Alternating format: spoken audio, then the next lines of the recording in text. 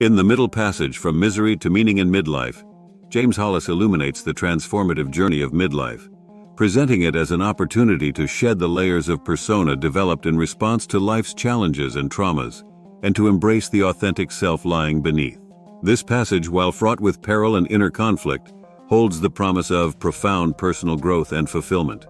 Hollis explores the concept of the middle passage as a crucial turning point, where the individual confronts the limitations of their conditioned perceptions, views shaped by culture, family, and personal history, and the unconscious coping mechanisms developed in childhood. These mechanisms, whether born from neglect or overwhelming experiences, shape adult behavior and relationships in ways that often remain unexamined until the crises of midlife force a reevaluation. Drawing on Jungian psychology, Hollis discusses the role of personal complexes, emotional and psychological patterns operating beneath conscious awareness, that govern much of our suffering and the choices that lead us away from our true nature. Midlife distress, he argues, is a signal from the deeper self that the time has come for renewal, for the old self to die and a new, more authentic self to emerge. The journey through the middle passage involves acknowledging the projections we place on others, seeing in them qualities we have not recognized or accepted in ourselves. Through this process of disillusionment, we confront the reality that we cannot look to others for salvation. Rather, we must take responsibility for our own lives and happiness. Hollis emphasizes that true adulthood, and the authenticity that comes with it, can only be achieved by letting go of these projections and embracing the inner work necessary to understand and integrate our unconscious drives and desires. This path leads not only to greater self-awareness and integrity, but also to more genuine and fulfilling relationships as we learn to love others for who they truly are, not as reflections of our own needs and fantasies. Ultimately, the middle passage offers a vision of midlife as a critical opportunity for self-discovery and transformation.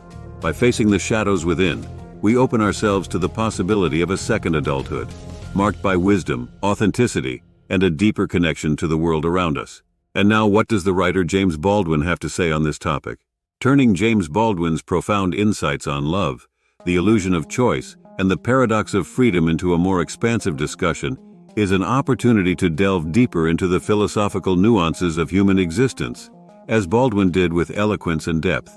To start, we must explore the foundational premise that Baldwin presents, the inherent limitations of human existence, and the contrast this creates with our deep-seated yearning for freedom. Baldwin's contemplation begins with our non-choice of the basic conditions of our life, the era we are born into, our physical attributes, and the delicate balance required for life to thrive on Earth. This introduction to our existence is not a choice but a given, a set of parameters within which we navigate our lives. Baldwin highlights the fragility and constraints of human life, pointing out that our biological existence itself is tethered to a narrow range of conditions. Yet it is within this tightly defined existence that our fascination with freedom blossoms, a quest for autonomy that seems both fundamental and yet paradoxically bounded by the very conditions that enable our existence.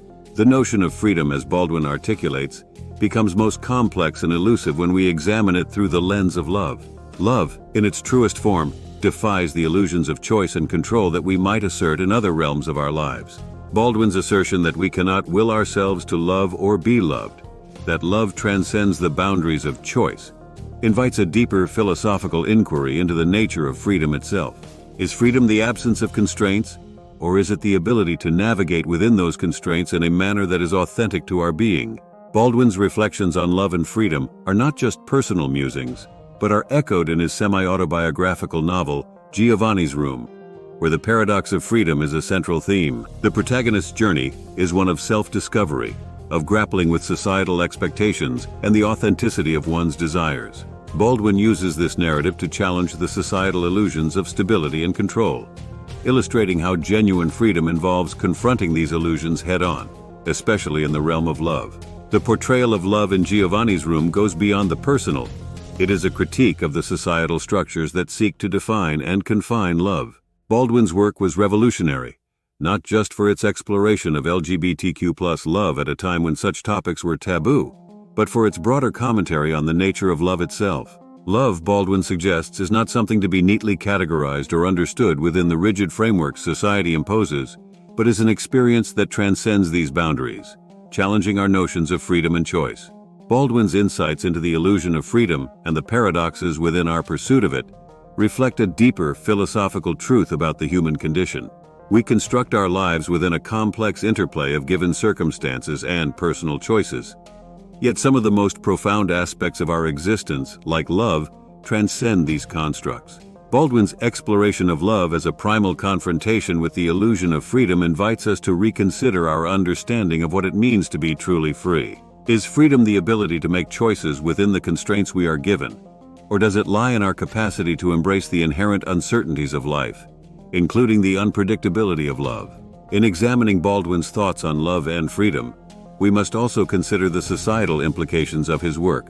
His challenge to the moralistic frameworks of his time, which sought to categorize and judge love, is a powerful reminder of the ongoing struggle against societal constraints on personal freedom.